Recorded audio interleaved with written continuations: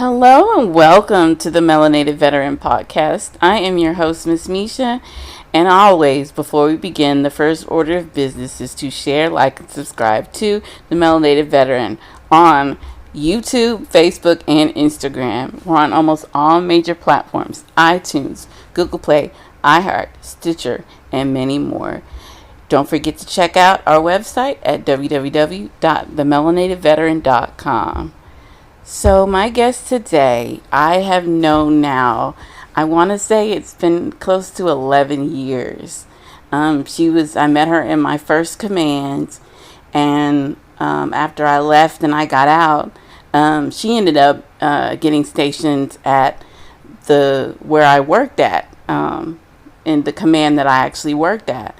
And we've kept in touch. She's an amazing woman. She's a very big advocate for ALS research and everything. So please welcome the amazing Princess Bacote-Brown.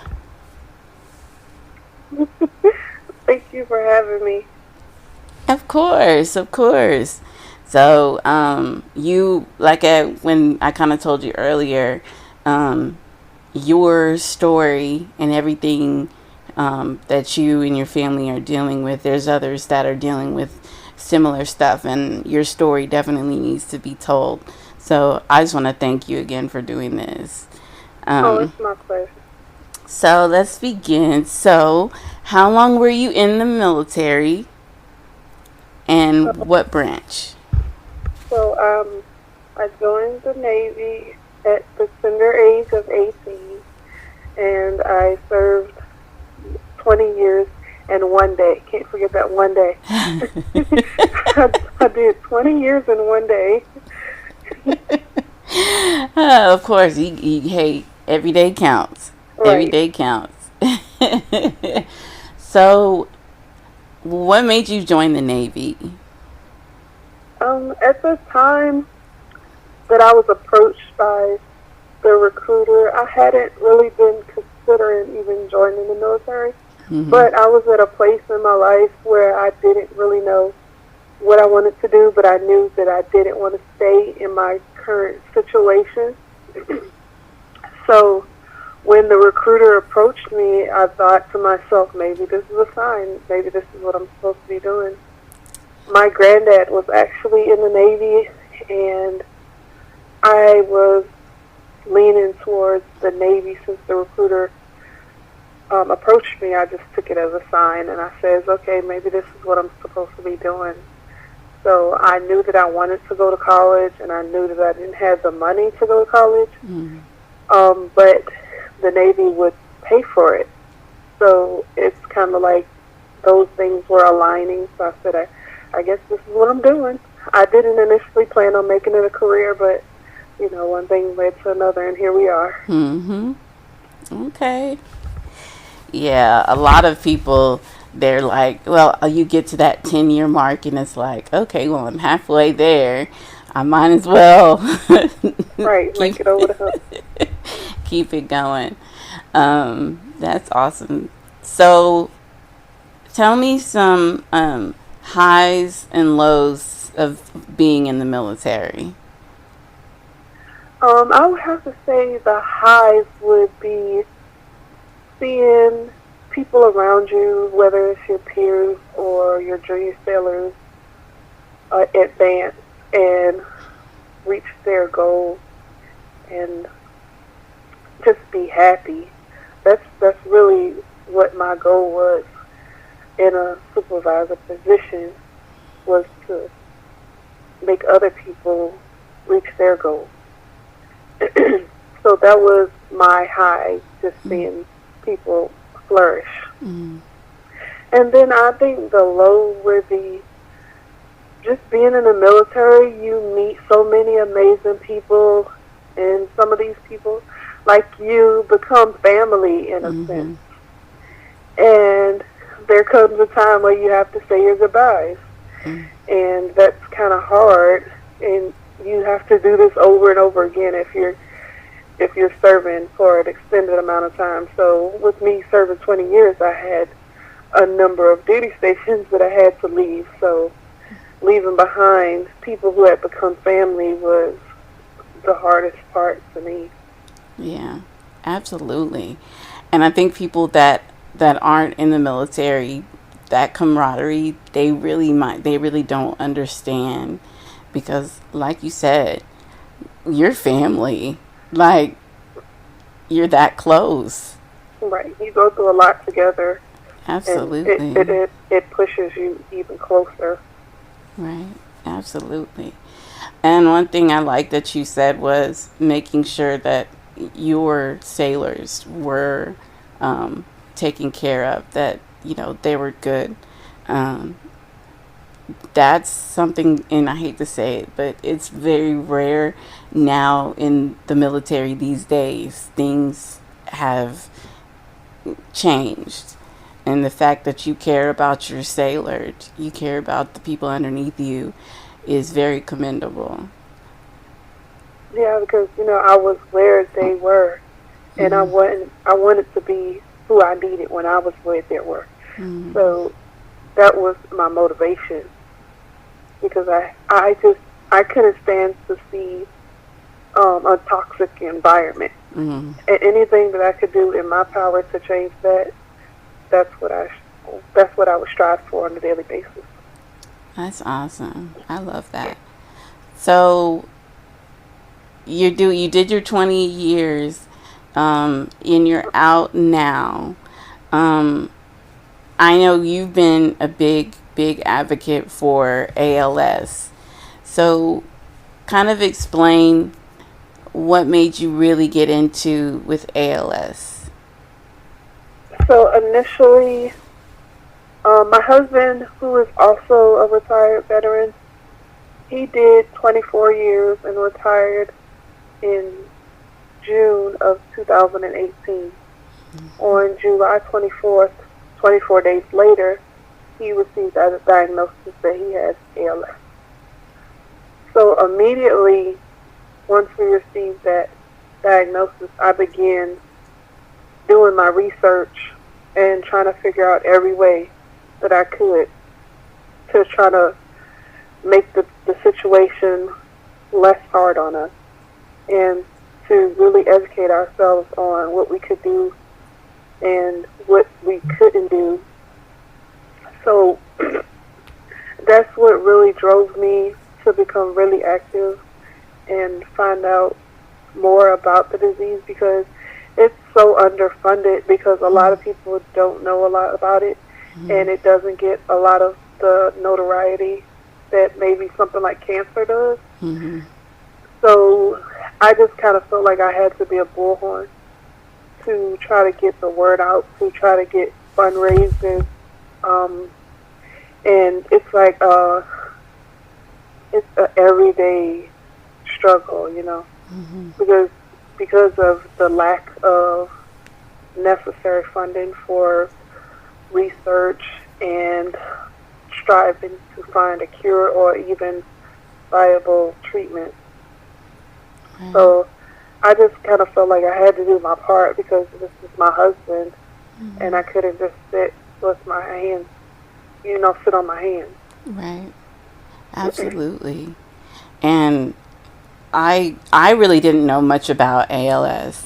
Like, and that's one thing that, knowing what you've dealt with, I've kind of understood a little bit about it, and it is underfunded.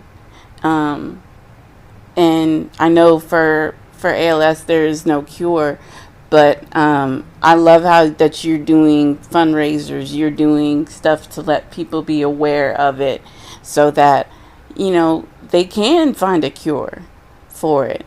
Um, so that's very commendable. I want to thank you for that, for doing that. And the thing about it is, too, that it's more than twice as likely that you would be diagnosed with ALS if you served in a branch of the military. And it's crazy because they haven't really made a correlation of why that is, but they do have different registries online where people who have ALS can go and enter different information to try to make this correlation and figure out why is it that you're more than twice as likely to get ALS if you serve in a branch of the military. Wow. I wouldn't have even thought about that. Like, wow. Um, so I know, what things have you been doing when it comes to ALS? I know I've seen where you've done like the walk for it. I know you have a Facebook um, group Hmm. associated with it. Um, Tell me about anything else that you guys are trying to do to get the awareness out. So yeah, the biggest thing is the Facebook group. So it's a number of Facebook groups out there dedicated to ALS, and the best one that's the most helpful for us is the one that's for veterans, because there's so much that the VA does for veterans who have ALS, and they provide so much of our equipment, and it's just been like a saving grace that the VA really is there for us, and we don't really need to spend money on anything that has to do with his treatment or his comfort. So the Facebook page is a great place for us to go and ask questions or put out information, because a lot of people don't know a lot of things about their entitlements or what you can get through the VA. So that's kind of the aspect that I really focus the most on, is the veterans that have ALS, because of the fact that my husband is a veteran. And we really use that page to put out information and make sure that a lot of people that are there don't have to wait as long as some others wait to find out necessary information, because it's better to learn from somebody else than learn from your own mistakes. Right. Because with ALS, they have like a scale from 2 to 5 years is what doctors usually say that's the average lifespan of somebody that has ALS. That's from the time of diagnosis. So time is something that we really don't have. Hmm. So the more we know, the better. So that's why I try to get information out to other caregivers and veterans so that they don't have to lose time doing things that they can come to that page and find information on. I love that you're doing that. Um, Especially because there's like, I know for me, when I started this podcast, I did it because there was so much stuff that I had to learn on my own, and I'm like, well, I'd love other people to know that, so they're not doing, like you said, time. That's something that you guys aren't afforded, and the fact that you're wanting to get that out there, like, I wouldn't have even known what benefits it, especially for veterans that have ALS. So that's awesome that you're sharing that with people. Um, Right, so it's a 100% service connected. So anything that has to do with anything that they need, appointments, equipment, supplements, medication, food, anything, the VA is there. So a lot of people, like I said, don't know what they're entitled to. So I just try to help out as much as I can to right. put the word out. Okay. And again, I'm so thankful that you're still helping people, even when you're out of the military, you're still helping people, still making sure that people know are taken care of. And again, that I want to commend you for. Um, like I said, me and you've known each other for a long time, and I was so happy when I found out that you were coming to the command that I was working at, because it was like the Navy is so small, and I'm getting to see someone who I haven't seen, I don't think I had seen you since, um, Probably 2011. right? Yeah. So I was glad that I was able to see you, um, and I just I want to say that you are an amazing person. You are a very amazing person, and Well, it takes one to know one. of course, of course. So before we wrap up, tell people how they can find the information about you and ALS.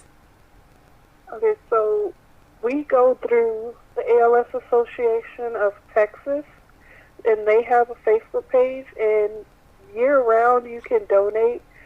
And May is ALS Awareness Month, but when you have somebody that's suffering from ALS, every day is ALS awareness. So I try to make sure that we're making people aware on a daily basis. But we also have a Facebook page called My ALS Journey Uncensored, where we kind of chronicle everything that's going on. We share different information. We share articles. We share other people's stories. People can come there and check up on how my husband is doing. It's like a centralized location.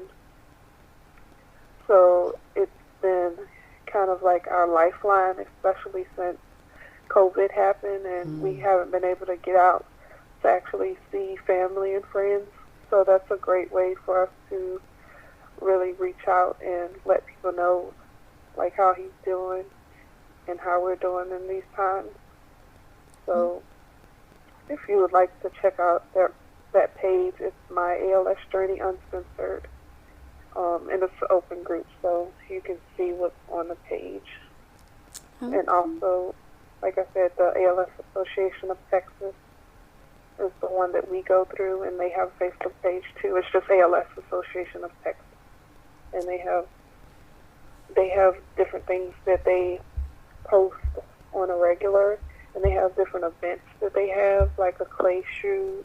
They have a poker tournament. They have golf. And all of the proceeds go towards research. So those are great resources that I use on a regular. Okay. So again, I want to thank you. I want to thank you for giving out the resources. I want to thank you for being the person that you are, and I want you to know how special you and your husband and your family are. So I want to thank you again for coming on the show.